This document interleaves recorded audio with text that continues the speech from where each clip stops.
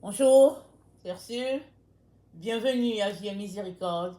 On est le 4 janvier 2026.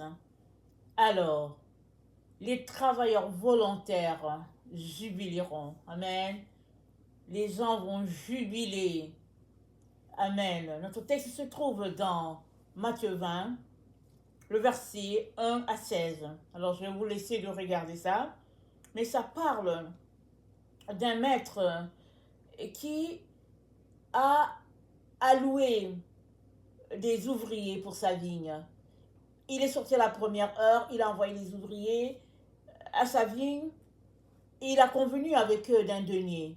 Il est sorti encore à la seconde heure, il a fait pareil, jusqu'à quand il est arrivé à la 11e heure, il a encore fait pareil. Parce que vous savez, il y a 12 heures. Alors, il a encore, à la 11e heure, c'est presque fini, il reste juste une heure de travail.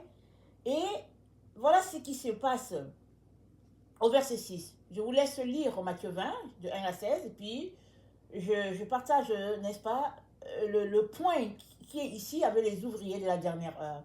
Alors, dans Matthieu 20, le verset 6, c'est dit, étant sorti vers la 11e heure, il en trouva d'autres qui étaient sur la place, et il leur dit, pourquoi vous tenez-vous ici toute la journée sans rien faire? Ils lui répondirent, c'est que personne ne nous a loués. Allez aussi à ma vigne, leur dit-il, pardon. Quand le soir fut venu, le maître de la vigne dit à son intendant, appelle les ouvriers et paye-leur le salaire en allant des derniers aux premiers.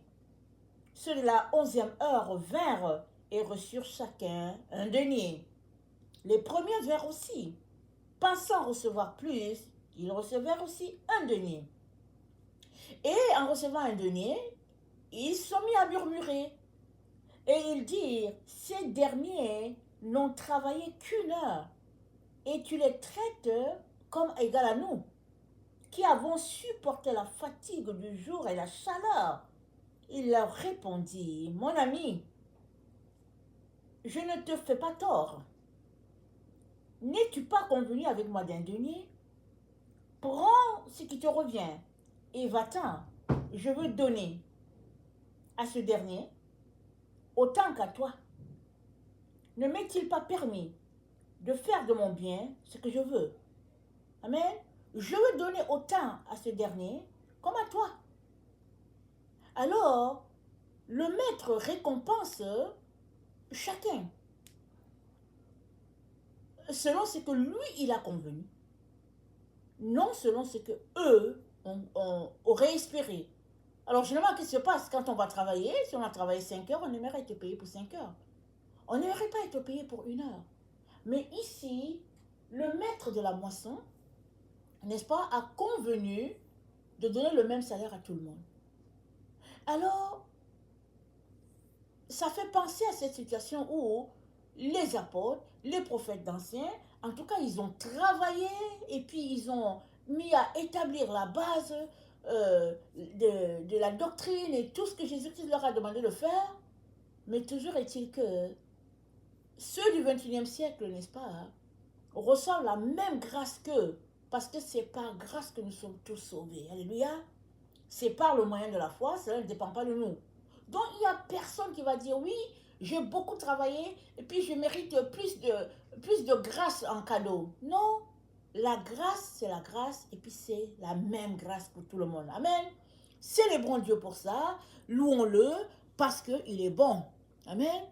Maintenant, quand vient de parler de la qualité du travail, c'est Dieu lui-même qui va juger. Et nous savons que nous vivons dans une époque où euh, il y a certaines personnes, n'est-ce pas, qui sont qualifiées pour prêcher la parole de Dieu, pour servir à l'église, et puis d'autres, non.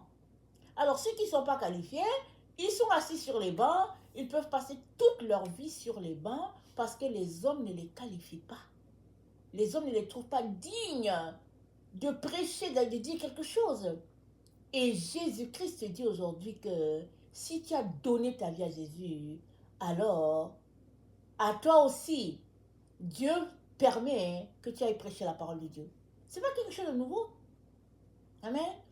Tous ceux-là qui ont donné leur vie à Jésus ont cette grâce de répandre la parole de Dieu partout où ils se trouvent. Et cela ne dépend pas d'un humain, ça ne dépend pas d'un certain leader, ça dépend tout simplement de Jésus-Christ qui a dit « Allez de par le monde, faites de toutes les nations mes disciples.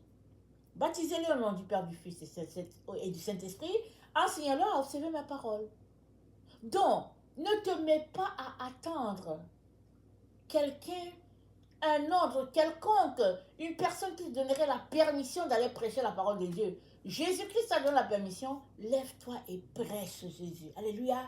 Prêche Jésus. Répands la parole de Dieu. Parce que Jésus-Christ t'a appelé et puis c'est par grâce que nous prêchons cette parole-là. Il nous a jugés dignes. Alors, allons-y. Sans chercher à établir le salaire. Parce que c'est dit, les premiers ouvriers, quand ils sont venus, ils ont convenu avec le maître d'un denier. Donc ils sont assis pour parler, et puis bon, voilà, ils ont convenu que ce serait un denier. Mais les derniers, le maître leur dit, mais ils étaient à la place publique, et ils étaient là, ils étaient des désœuvrés. Alors le maître dit, mais qu'est-ce que vous faites? Pourquoi êtes-vous là? Ils disent, mais c'est que personne ne nous a loués, personne ne nous a employés. Il dit, allez-y, allez-y dans ma vigne aussi, allez-y, moissonnez. Et c'est ça que Dieu nous dit aujourd'hui. Là où nous sommes, à ce 21e siècle où nous sommes, n'attends pas une permission quelconque. Dieu t'a donné la permission. Et le zèle, tu l'as en toi. Parce que Jésus-Christ est mort pour te donner la vie. Il t'a, n'est-ce pas, rempli de toutes les grâces nécessaires pour que tu ailles de par le monde et que tu puisses annoncer Jésus-Christ. Ça n'a pas besoin d'un diplôme de théologie, ça n'a pas besoin d'un diplôme universitaire. C'est tout simplement la volonté. Es-tu volontaire? Amen. D'annoncer la parole de Dieu? Alors, vas-y. Amen. Et puis, l'autre condition aussi, c'est que les ouvriers de la dernière heure, ils n'ont pas convenu de quelque chose avec le maître. Eux, on leur a juste dit, allez-y. Et ils étaient super contents d'aller aussi travailler dans la vigne. Parce qu'au départ, ils n'étaient pas qualifiés. Et voilà les temps dans lesquels nous sommes. Ceux-là que les gens jugent non importants, c'est eux, n'est-ce pas, que Dieu est en train d'utiliser dans les temps où nous nous trouvons pour répandre la parole de Dieu. Si tu es quelqu'un qui aime ton Jésus et qui ne fixe pas des conditions quelconques pour partir et qui est rempli tout simplement d'amour pour le Seigneur et qui veut annoncer Jésus, vas-y, va annoncer la parole de Dieu. Parce qu'on est dans le temps de la moisson. Et dans le temps de la moisson, c'est dit quoi? Dieu rend le peuple nombreux. Allons-y lire dans Ésaïe. Dans Ésaïe 8, voilà ce qui est dit. Amen.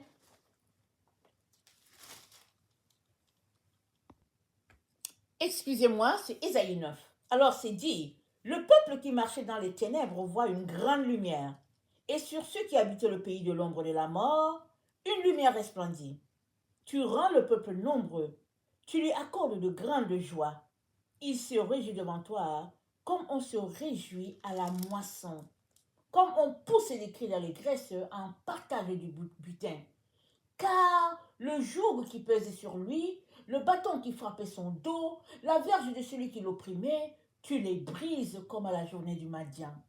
Car toute chaussure qu'on porte dans la mêlée et tout vêtement guéri et roulé dans le sang seront livrés aux flammes pour être dévorés par le feu. Car un enfant nous est né. Amen. Tu rends le peuple nombreux parce que Jésus-Christ est venu sur la terre. Amen. Alors nous savons que par le passé, Israël était persécuté et les nations environnantes les faisaient esclaves et après, Dieu intervenait pour les libérer et c'était toujours un temps de combat et difficile. Et Dieu a annoncé qu'un sauveur viendrait. Et avec ce sauveur, l'humanité entière verrait la lumière, verrait le salut. Et c'est comme à la moisson. Là où le peuple va se réjouir. Pourquoi? Parce qu'un sauveur nous est né. Nous sommes dans ce temps-là où un sauveur nous est né.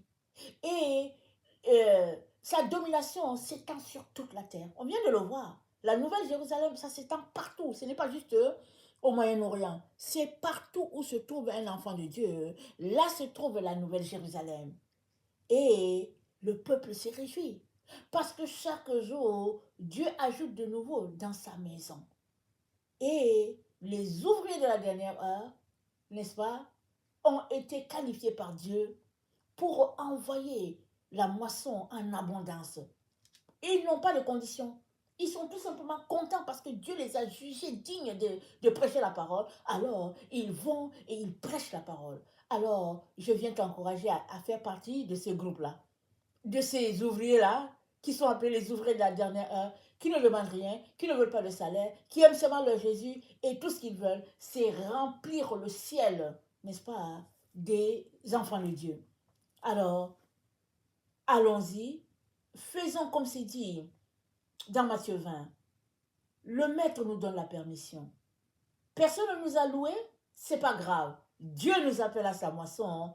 Allons-y et rendons le peuple nombreux dans la maison de Dieu et réjouissons-nous parce que nous sommes dans le temps de la moisson, dans le temps où Dieu récolte, n'est-ce pas? Et il remplit le ciel pour la gloire de son nom.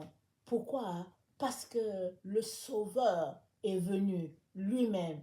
Il s'est fait homme sur la terre, Emmanuel, habitant au milieu de nous. Nous n'avons plus à craindre.